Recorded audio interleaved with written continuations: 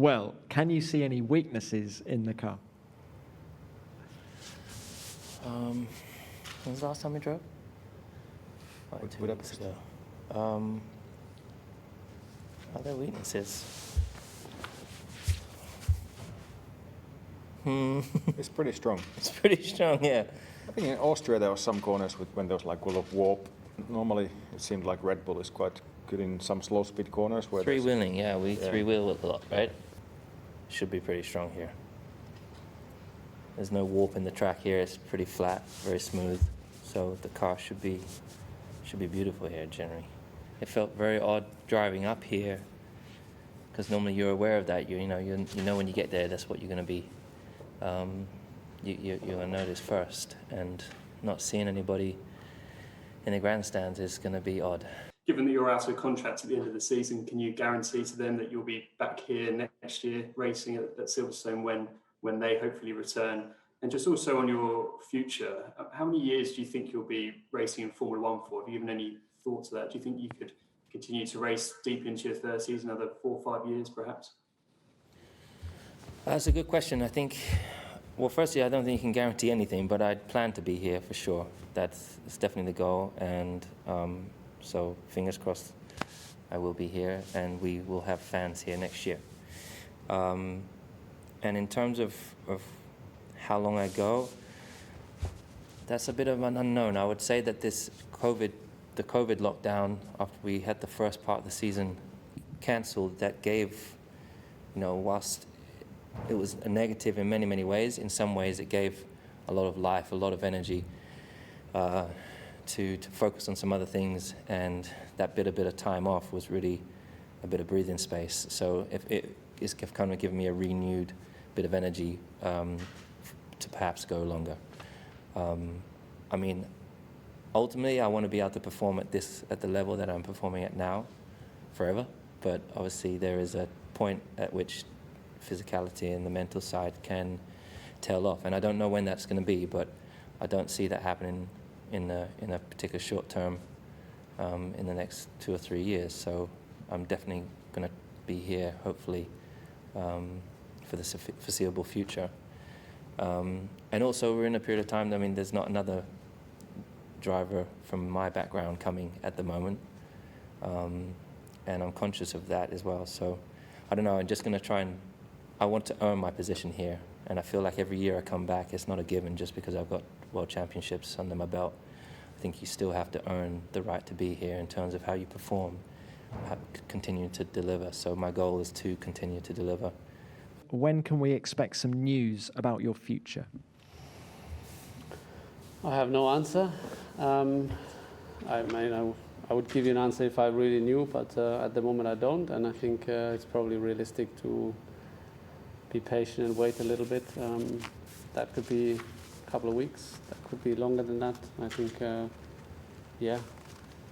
again, time will tell. As I nothing has changed to what I mentioned. I think in the last 3 weeks or the prior 3 races. I'm not in a rush. I want to make sure that I make the right decision for myself.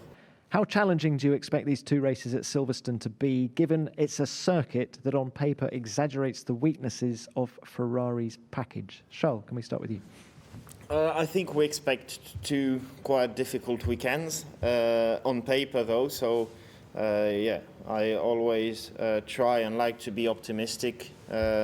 So I'll have the same mindset going into the weekend. But realistically, I think it's going to be pretty difficult. Thanks, Charles. Seb, your thoughts? Yeah, it's probably a right way to look at it. I think on paper is not the track where we should be strongest with the current package that we have. But then we are here to race. I think I always look forward to be on the grid and see what we can do. There's always decisions that need to be taken during the race, whether it's strategy and so on. It doesn't look like rain for this weekend, but maybe, you never know. We are in the UK, so it's probably where rain was born. But we'll see. Anything can come up.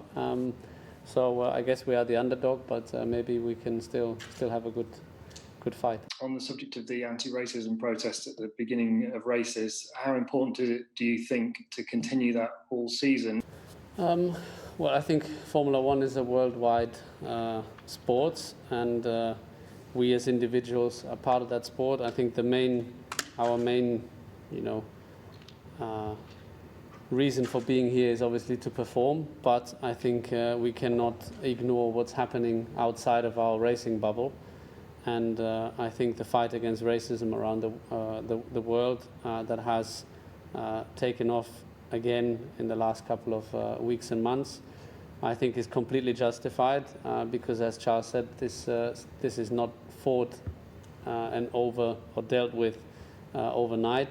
I think this is an ongoing process, and I think it needs all of us, and that's not just us racing. I think that would be ignorant. I think all of us, all human beings around the planet, to stand up and to try and go against racism, inequality, injustice in any form.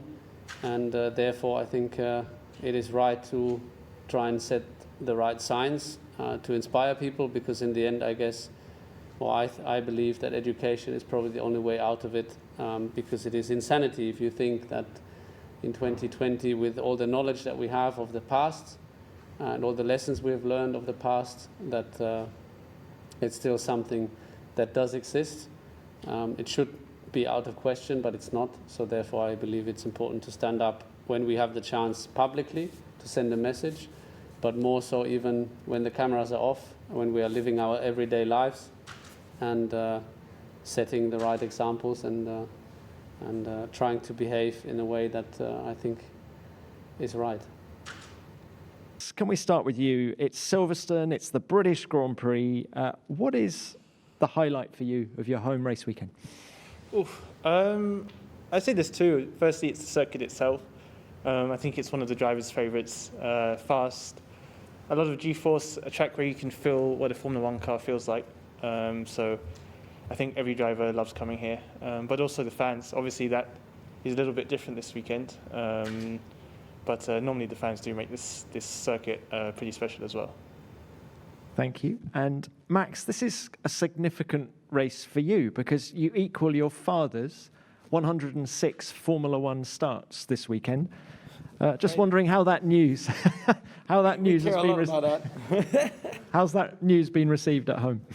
I think my dad really doesn't care, and I also don't care. So no, but it's good. It's better than 0 starts. So yeah. All right. Let's. But well done. Well, Statman. I'm feeling very good coming to this weekend. I think it's my home race. Travelled up this morning, and it's nice not having to fly away or doing anything like that. So it makes it much easier from that sense. But I guess the thing which is the real thing I was looking forward to is seeing the fans here. Obviously they're not, but that's the thing which makes it so exciting of racing at home. Apart from that, it's not too much else apart from the fact it's very close to home, and the second fact of it being an awesome track to race at and to drive on. So ever since I started driving here back in would have been like 2014 or something, 2013, since Ginetta, it's always been a track I love doing. So every year I come back here in a different car, a different category, and it's always been awesome. It's a bit of my home Grand Prix also. I mean, I live an hour away from here, very near Woking, also sweet. 1 hour? You drive quick, huh? Yeah, quicker than you, but not over the speed limit. Yeah, sure. Yeah, this is the kind of things that I will need to start sorting out in the near future about my future plans and where I'm planning to live.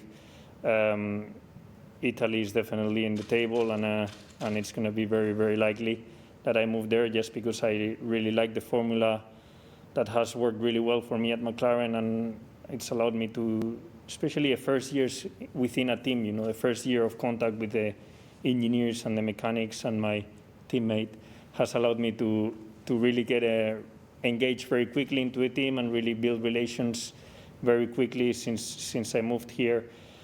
And then towards the future, I'm very comfortable, very happy with the decision I've taken. I'm very calm about it, and I just cannot wait to join Ferrari next year, but at the same time cannot wait to finish the season on a high with McLaren. So nothing changes. It was 22 stitches, right? Do you know the number? I think it was 22 stitches. 22. So, I don't know. Even one stitch. He obviously made a bit of a mess of it. But I don't know. The only thing I saw is that they have Prosecco bottles. So I don't know if that plays any difference in it. In the pressure. I don't know. Gas. Yeah, I don't know. That's the only thing I can really blame it on. I don't know. I've never broken a bottle in all of the times I've done it. And I've done some fairly aggressive ones. And I know a couple of other people who have done some aggressive ones too, which is jumping from the podium onto the step below and then smashing the bottle, but not actually smashing it itself.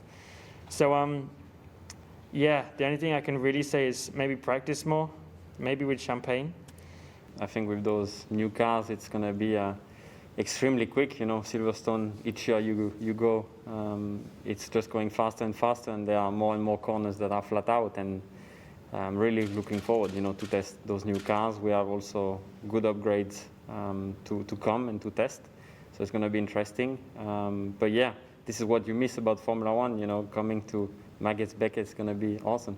The target is clearly to score some points. You know, this weekend, trying to analyze, you know, what's the new things on the car, and yeah, get the most out of it. Really, that's what I would say. On the other stuff, I agree with Daniel. You know, it's just a pure fun track to drive. There's less and less corners, which means the car are really going faster and faster every year, which is great. Unfortunately, Checo Perez has had an inconclusive COVID test result, and he's currently awaiting the result of his retest. So we will just have Lance with us for this session. Can you see a reason why the car is more competitive in qualifying than in race? Do you think it is only the engine mode that helps you in qualifying, or is there more behind it?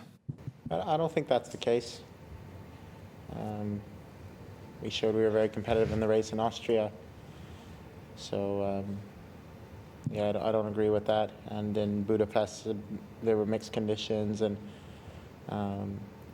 decisions we had to make with the strategy, expecting rain later on in the race. So I don't think that was representative of our true race pace. I mean, the car's been pretty solid in the high-speed corners. Here there are a lot of high-speed corners, so I'm looking forward to it. Yeah, I think we just got to keep our heads down, keep working hard. It's still early days, it's a long season ahead. So, I mean, the goal this weekend is to bag some more good points for the team. I hope we can be closer a bit to the leading midfield group, who is now, I think, McLaren, Racing Point, and Renault, who are slightly ahead of us. And I hope we can target them this weekend. I hope we can enter a bit the battle and start, getting mixed up with them.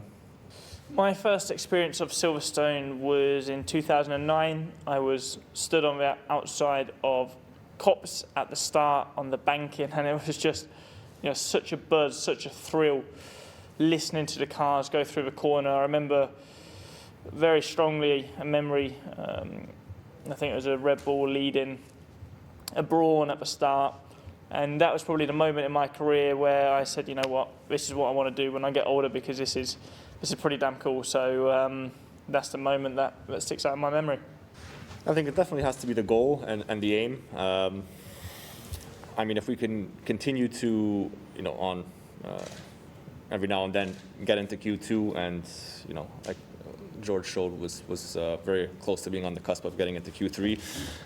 If we could continue that rhythm and that trend in qualifying, then that obviously puts us, much closer to the points. But I think certainly it feels like these rules weren't really made to stop, what we did in the race.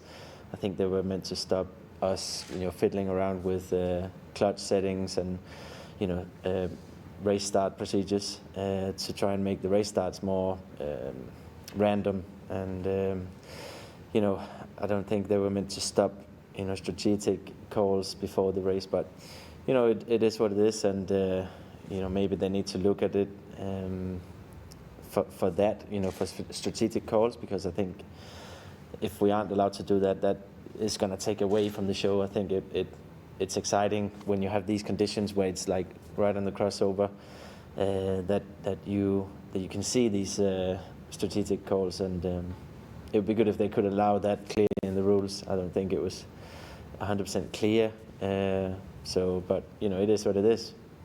How early in the race did you know that you were in trouble? I didn't know until I landed, in Denmark after the race on Sunday. When you started from the back, then it's really difficult to recover, especially with overtakes, and especially in a track like Hungaroring. Spielberg was a little bit better because was more possibility to overtake. But yeah, we need to focus for sure on the qualifying. We have some idea here, and we will try to see if it's work, and I hope we are going on the right way. Everybody is complaining on Ferrari's side, and yes, I think it's very clear that it's not where they want it to be, the engine side, but that's what we have. That's what all the Ferraris has, and to be honest, for sure on our side we need to improve as a car. If we would have the best car in the grid, even what we have on the engine side, we should be much higher up. At least we should be on their level where they keep finishing, or even higher up. But that's not where we are. So we just need to make the package better and faster. And I don't think we have one area that is really making us bad, or one type of corners that we are suffering. It's just the overall speed is in qualifying especially, and obviously it depends from circuit to circuit, but we just need to add more downforce, and obviously that will help on tires and everything. So.